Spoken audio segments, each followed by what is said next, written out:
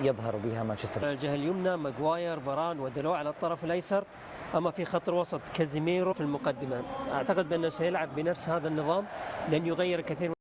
على هذه الآراء الفنية نذكر مشاهدينا الكرام بأن هذه المباراة الفنية فإنه لا يوجد هناك أشواط إضافية، وإنما ستذهب المباراة إلى ركلات الجزاء. كل مكان عبر قنوات بين سبورت هو الأداء، لأنه يعني كبسوا الأسماء، ما راح أقول فنيا لأنه العمل الفني يكون في أرضية الميدان.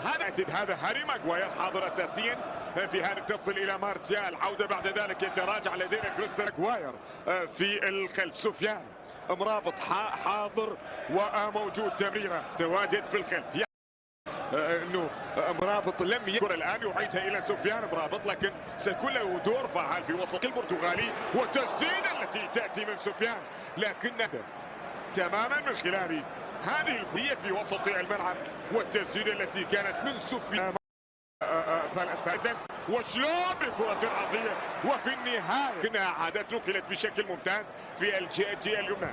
هنا لدينا الكره التي تنقل الان من سفيان بلمسه جميله تماما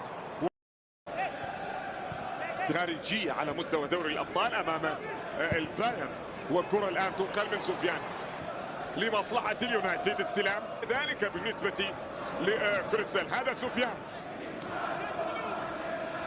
من سفيان، محاولة الآن تأتي يعني الآن يترك مناطق، لكن عليك أنت وكل لاعب بالنسبة لليونايتد. هذا يتم تناقلها الآن ما بين لاعبي الأداء، من يأتي بكرة إلى خارج أرضية الملعب. ساكي حاول في الكرة الماضية، لكن أيضا دانو في سفيان في الجهة اليسرى. هذه المواجهة لدينا تنقل أمامية، السلام موجود، والكرة التي تنهخ ولا لاعب اليونايتد ولا مباراة. هذا سفيان، نعم كاسيميرو، بهكذا الطريقة وهكذا أسلوب.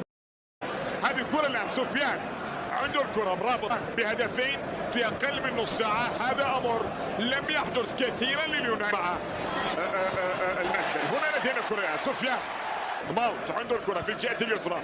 سفيان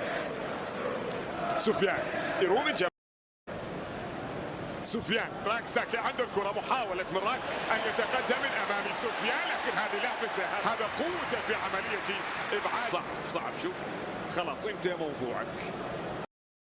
الانتصار من العود عارفينه. يأتي سفيان المباراة الجاية أساسي على ما يبدو، اللي غادر يعني دانيال